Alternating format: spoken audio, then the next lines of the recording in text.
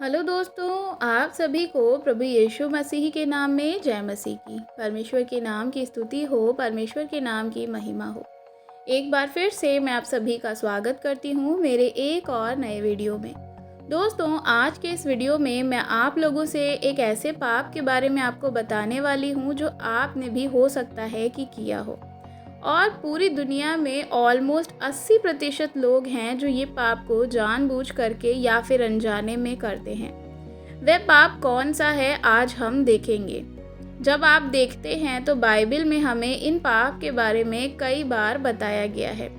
इसलिए आज इस वीडियो को मैं लेकर के आई हूँ ताकि आप भी ये चीज़ों को जान सकें। मेरी आपसे रिक्वेस्ट है कि इस वीडियो को स्किप बिल्कुल भी ना करें, पूरा देखें ताकि आप भी समझें कि आखिर ये पाप क्या है और इससे कैसे बचना चाहिए। ये भी मैं आपको बताऊंगी ये वाले वीडियो में, तो मेरी आपसे रिक्वेस्ट है कि आप वीडियो को पूरा ज़रूर देखें, वीडियो को बिल्कुल भी स्किप ना करें। तो मैं आज आपको बताने वाली हूँ कि आपको कौन सा ऐसा पाप है जो नहीं करना चाहिए। तो सबसे पहले तो आपको ये समझना होगा कि पाप क्या होता है। पाप जब हम बाइबल में पढ़ते हैं तो परमेश्वर का जो वचन है उसके विरोध में अगर आप कुछ भी कार्यों को करते हैं या उसके विरोध में कुछ करते हैं, जब जैसे कि वचन में लिखा है कि आपको जो है गलत शब्द का इस्तेमाल नहीं करना है, और अगर आप किसी के प्रति गलत शब्द का इस्तेमाल करते हैं, चोरी करते हैं, तो ये नियम के विरोध में होता है। तो इसका मतलब आपने क्या किया, आपने पाप कर दिया। तो यही होता है पाप। तो जो हमें परमेश्वर ने बोला तो हमें वो नहीं करना है। अगर हम वह करते हैं तो हम पाप करते हैं, यानी कि अगर हम वो आज्ञा का उल्लंघन करते हैं तो हम पाप करते हैं। बल्कि आपके मन में ऐसी इच्छा होनी चाहिए कि आप उस परमेश्वर की इच्छा को पूरी करते रहें, तो इसे पाप कहते हैं। और इसी में मैं अभी तक आपको सबसे पहले बताने वाली हूँ जो 6वीं आज्ञा है, जो हम देखते हैं कि तू खून ना करना या किसी की हत्या ना करना। तो आप ऐसा नहीं कर सकते हैं, ना किसी इंसान की, किसी बच्चे की, माँ बाप की, किसी भाई बहन की, पड़ोसी की, अपने दुश्मनों की ही क्यों ना हो, आपके प्रति वह कितना भी गलत क्यों ना हो, लेकिन आप उसको मार नहीं सकते, क्योंकि आप सोचेंगे ही नहीं कि जो ये हत्या है इसमें क्या होगा कि आपका जो है आप पाप करते हैं और इससे आपको सज़ा भी मिल सकती है। क्योंकि उसने मेरे भाई को मारा था तो आप क्या करेंगे, उसकी हत्या नहीं करेंगे जाकर के। उसने गलत किया है तो उसकी सज़ा उसको मिलनी चाहिए, लेकिन आप कोई नहीं होते उसको सज़ा देने वाले, यानी कि उसकी हत्या करने वाले। तो परमेश्वर ने हर एक इंसान को बनाया, और अगर आप ऐसे मर्डर करेंगे, हत्या करेंगे, तो आप क्या कर रहे हैं, परमेश्वर की बनाई हुई रचना को बिगाड़ रहे हैं, उसे मार रहे हैं। तो जो आपने नहीं करना है, परमेश्वर का क्रोध को आप क्या करते हैं, अवसर दें, क्योंकि बाइबल में हमें बताया गया है कि परमेश्वर बदला लेने वाला परमेश्वर है, आपको खुद लेने की ज़रूरत नहीं है। तो जैसे कि आज लोग सिर्फ घर परिवार में ही नहीं बल्कि देश देश में लड़ाइयाँ हो रही हैं, राज्य राज्य में लड़ाइयाँ हो रही हैं, उसमें क्या हो रहा है कि लोग एक दूसरे को मार रहे हैं, एक देश दूसरे देश के लोगों को मार रहे हैं, बहुत सारे लोग खत्म हो जा रहे हैं। ये क्या है, ये पाप हो रहा है, हत्या हो रही है। लोग एक दूसरे को जो क्या कर रहे हैं, मार रहे हैं, ये बहुत बड़ा पाप है। तो इससे बचने के लिए परमेश्वर का वचन हम जानते हैं, पहला यूहन्ना उसका 3 अध्याय में जब हम पढ़ते हैं तो उसकी 11वीं और 12वीं वचन में इस प्रकार से लिखा है, क्योंकि जो सुसमाचार तुमने आराम से सुना वह ये है कि एक दूसरे से प्रेम रखो, जैसे कि कैन के समान ना बने जो दुष्ट था और उसने अपने भाई को घात किया था। उस कारण किसी के घात जो है आपको नहीं करना है, क्योंकि उसके काम जो थे वे कैसे थे, बुरे थे। इसलिए उसने अपने भाई के काम जो थे, उसके जो थे वे धर्म के काम थे, तो उसने क्या किया था, अपने भाई की हत्या कर दी थी, हाबिल को मार दिया था। यहाँ पर परमेश्वर के वचन में क्या लिखा हुआ है कि अपने आप को कैन के समान नहीं बनना है, जिसने अपने भाई हाबिल को मारा था। क्यों मारा था, क्योंकि वह खेती में काम करता था और हाबिल जो था वह भेड़ बकरियां चराता था। अब उसने देखा कि दोनों ही परमेश्वर को क्या कर रहे हैं, भेड़ चढ़ाते हैं। कैन बोला, मैं तो परमेश्वर के लिए भेड़ चढ़ा रहा हूँ, परमेश्वर मेरी भेंट क्यों नहीं ग्रहण कर रहा। कैन को गुस्सा आ गया उसके मन में जलन आ गई कि परमेश्वर ने उसकी भेंट को ग्रहण नहीं किया है। तो गुस्से में आकर कैन ने हाबिल का मर्डर कर दिया, यानी हत्या कर दी। इसी वजह से एक पहला हत्या जो है इस पूरी दुनिया में सबसे पहला मर्डर जो है वह कैन ने किया था। और उसी के बाद हमें पता चलता है कि एक पाप, हत्या करना जो है वह एक पाप है। तो आपको कैन की तरह नहीं बनना है। चाहे आपके विरोध में कितनी भी गलत बातें बोलें, आपके प्रति कितना भी गलत व्यवहार क्यों ना करें, जिसकी वजह से आप हो सकता है बहुत दुखी हो, निराश हो, लेकिन आप किसी की हत्या बिल्कुल नहीं कर सकते। क्योंकि आपको ये ध्यान रखना है कि परमेश्वर भी उस अगले व्यक्ति से बहुत प्रेम करता है जितना वह आपसे करता है। भले ही वह एक पापी मनुष्य है, वह नहीं जानता कि वह परमेश्वर के वचन को भी हो सकता है नहीं जानता हो, उसने अनजाने में चाहे जानबूझकर ही गलती करी हो, लेकिन आप तो परमेश्वर के नाम को जानते हैं। आप सारी चीज़ों को, बाइबल को अच्छे से पढ़ते हैं, समझते हैं। अपने दुश्मनों से भी प्रेम रखो और किसी की हत्या ना करो। जिस तरह हम निर्गमन 23 अध्याय 7 वचन में पढ़ते हैं, वहाँ पर इस प्रकार से लिखा है, झूठे मुकदमे से दूर रहना और निर्दोष और धर्मी को घात ना करना, क्योंकि मैं दुष्ट को निर्दोष ना ठहरता। परमेश्वर का वचन यह साफ कहता है कि निर्दोष व्यक्ति क्या करना है, उसकी जिसकी कोई भी गलती नहीं है, उसमें आप कभी भी साथ मत देना उसको गलत ठहराने में, या सिर्फ बदला लेने के लिए आप किसी के साथ ऐसा काम ना करें। तो क्या है कि परमेश्वर इसका बदला लेंगे फिर, क्योंकि परमेश्वर का वचन कहता है कि वह बदला लेने वाले परमेश्वर है। तो आपके जीवन में चाहे कितना भी सताव हो रहा हो, आज इस संसार में तो इतना सताव हो रहा है कि धर्मी लोगों को मारा जा रहा है, पास्टर्स को, परमेश्वर के दासों को, परमेश्वर जो है उन सबको बदला लेते हैं। हमें परमेश्वर के हाथों में छोड़ना है, परमेश्वर न्याय करेगा। 7वीं आज्ञा जब लिखी है तो लिखा है व्यभिचार ना करना। तो व्यभिचार क्या होता है? बहुत से लोग जो है शब्द का मतलब नहीं समझ पाते। व्यभिचार का अर्थ है कुछ ऐसा पाप जो आप अपने शरीर के विरोध में करते हैं, या आप गलत चीज़ों को सोचते हैं। चाहे आप सोच भी रहे हैं, इमेजिनेशन कर रहे हैं शारीरिक रूप से, तो आप व्यभिचार कर रहे हैं। चाहे वह आप शादी से पहले कर रहे हों या शादी के बाद। अगर आप पति या पत्नी को छोड़ देते हैं और किसी और से भी शादी करते हैं तो ये व्यभिचार है। परमेश्वर के वचन से हम जानेंगे कि आप इससे बच सकते हैं। इससे आज से एक ऐसा पाप है जो इस गड्ढे पे सारी दुनिया जो है गिरती चली जा रही है और इससे बाहर कोई भी निकलना नहीं चाहता। जब हम परमेश्वर के वचन में पढ़ते हैं पहला कुरिन्थियों उसका 6वां अध्याय और उसकी 18 से 20 आयत में, तो वहाँ इस प्रकार से लिखा हुआ है, व्यभिचार से बचे रहो। जितने अन्य पाप मनुष्य करता है वे देह के बाहर हैं, परंतु व्यभिचार करना से वह क्या करता है? अपने देह के विरोध में पाप करता है। परमेश्वर ने यहाँ पे साफ कहा कि व्यभिचार से बचे रहो। इससे आपको भागना है, आपको बचना है। शैतान बहुत ही चालाक है, वह बहुत चतुर है। आपको इसी पाप में गिराने की कोशिश करेगा।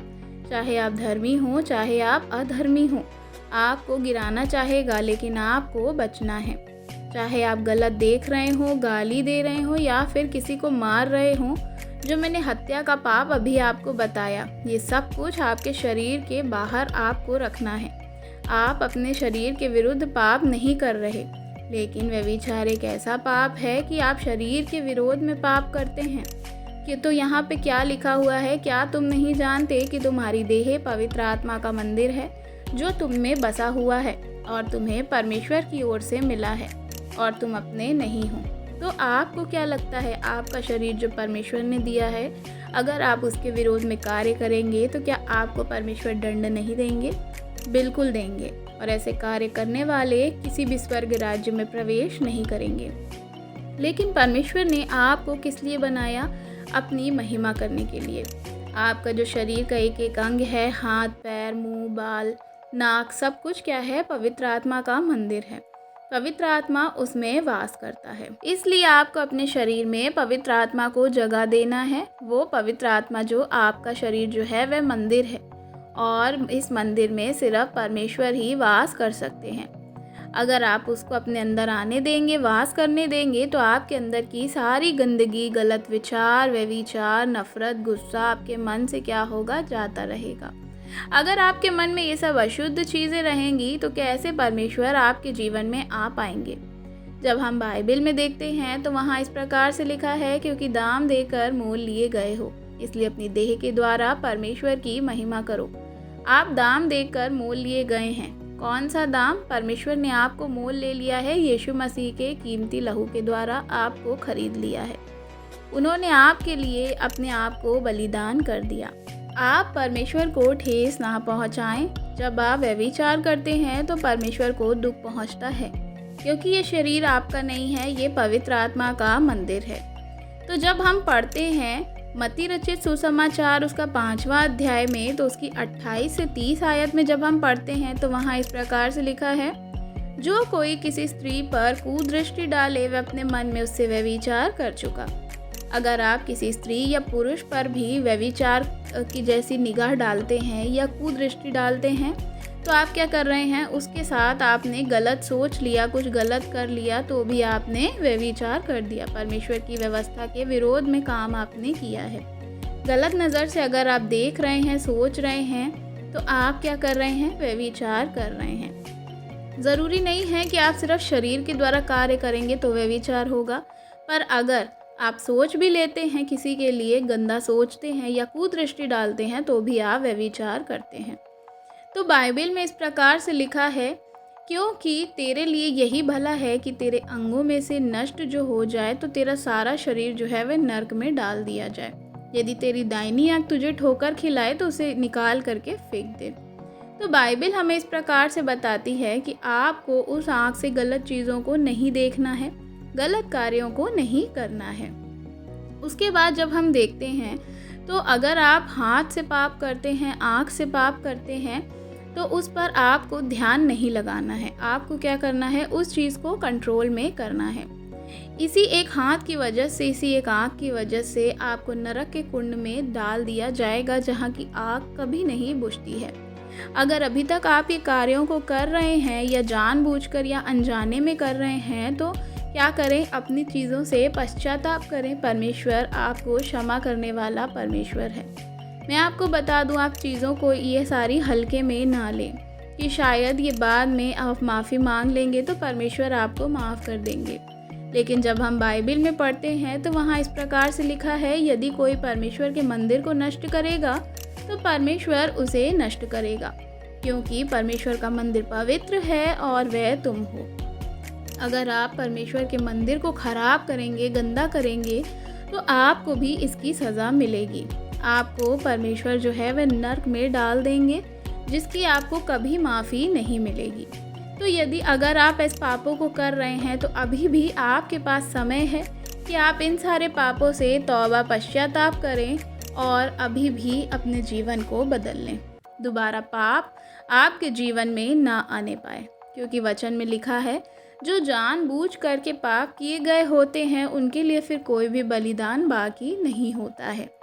और तीसरी चीज़ जब हम देखते हैं तो वहाँ पर हम देखते हैं लालच के विषय में, कि अगर आपके जीवन में लालच आता है कि आपके पास तो कुछ है नहीं, वह अच्छी चीज़ें लेके घूम रहे हैं, या सामने वाला जो आपका है वह बहुत अच्छी चीज़ों से घूम रहा है, उसके पास गाड़ी है, बंगला है, और आपके मन में अगर लालच आता है कि हम क्या करें, चोरी कर लेते हैं या हम इससे कुछ ले लेते हैं, तो बाइबल हमें इस विषय में बताती है, क्या तुम मनुष्य को धोखा दे रहे हो? क्या तुम परमेश्वर को धोखा दे सकते हो?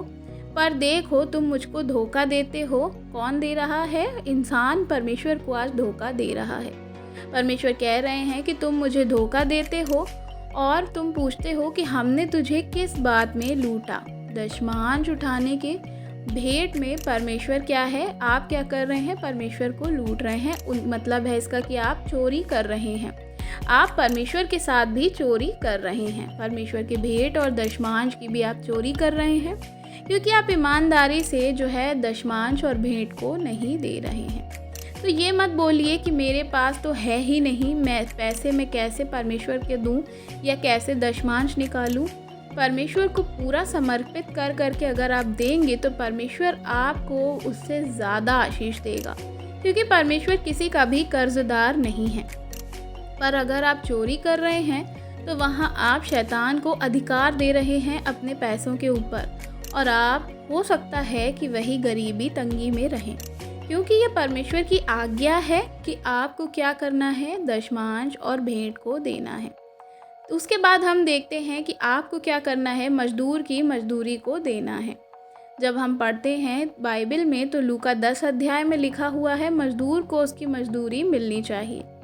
ये अधिकार समझा जाता है। अगर आप किसी मज़दूर की चोरी कर रहे हैं, मज़दूर की मज़दूरी नहीं दे रहे हैं, तो ये भी एक प्रकार की चोरी है। आप गलत कर रहे हैं, क्योंकि परमेश्वर का वचन कहता है जो कैसर का है वह कैसर को दे और जो परमेश्वर का है वह परमेश्वर को दे। यानी कि आप परमेश्वर के दशमांश की चोरी करते हैं, या आप किसी मज़दूर की या आप किसी इंसान की चोरी करते हैं, तो आप पाप कर रहे हैं। और यदि आप ऐसा कर रहे हैं तो आज भी अपने मन को बदलिए और सोच विचार करिए। तो ये सारी बातें थी जो मैं आज आपको बताने वाली हूँ इस वीडियो में। आशा करती हूँ कि परमेश्वर ने आपसे बातचीत करी होगी। वीडियो अच्छा लगा हो तो वीडियो को लाइक ज़रूर करिएगा। मसीही भाई बहनों के साथ वीडियो को शेयर ज़रूर करिएगा, ताकि वह भी ये सारी चीज़ों को जान और समझ सकें। चैनल पर नए हैं तो चैनल को सब्सक्राइब ज़रूर करिएगा। कमेंट में आप हमें अपनी राय बता सकते हैं। God bless you. जय मसीह की।